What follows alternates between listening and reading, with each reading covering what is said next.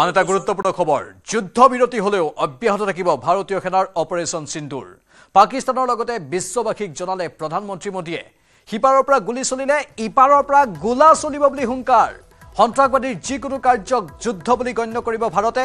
যুদ্ধ বিৰতিত আমেৰিকাৰ কোনো অৱদান নাই পাক ডিজিএমঅয়ে 10 মেৰ 1 বজাত যোগাযোগ কৰিছিল ভাৰতৰ তৰফৰ পৰা ডিজিএমঅ ব্যস্ত থকাৰ কথা জনোৱা হৈছিল 3:35 মিনিটত পুনৰ যোগাযোগ কৰিছিল পাক ডিজিএমঅয়ে ঘোষণাৰ পূৰ্বে ট্ৰাম্পে ভাৰতৰ সৈতে যোগাযোগ কৰা নাছিল ভাৰতৰ তৰফৰ পৰা কোনো কথাই জনোৱা হোৱা নাছিল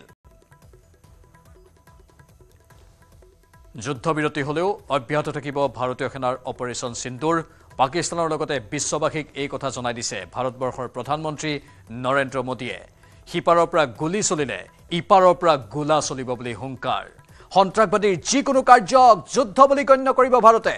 যুদ্ধ বিৰতিত আমেৰিকাৰ কোনো অৱদান নাই পাক ডিজিএমঅয়ে 10 মেৰ 1 বজাত যোগাযোগ কৰিছিল আৰু ভাৰতৰ তৰফৰ পৰা ডিজিএমঅ ব্যস্ত থকাৰ কথা জনোৱা হৈছিল 3:35 মিনিটত পুনৰ যোগাযোগ কৰিছিল পাকিস্তানৰ ডিজিএমঅয়ে আৰু তাৰ পাছতে ভাৰতৰ ডিজিএমঅৰ সৈতে আলোচনা হৈছিল উল্লেখযোগ্য যে বহুতে এই কথাটোক অন্য প্ৰকাৰেও নিবলৈ চেষ্টা কৰিছে ডোনাল্ড ট্ৰাম্পৰ প্ৰসংগ আনিছে কিন্তু এই ঘোষণাৰ পূৰ্বে ট্ৰাম্পে ভাৰতৰ সৈতে যোগাযোগ কৰা নাছিল বুলি স্পষ্ট কৰি দিয়া হৈছে ভাৰতৰ তৰফৰ পৰা কোনো কথাই জনোৱা হোৱা নাছিল বুলিও স্পষ্ট কৰি দিয়া হৈছে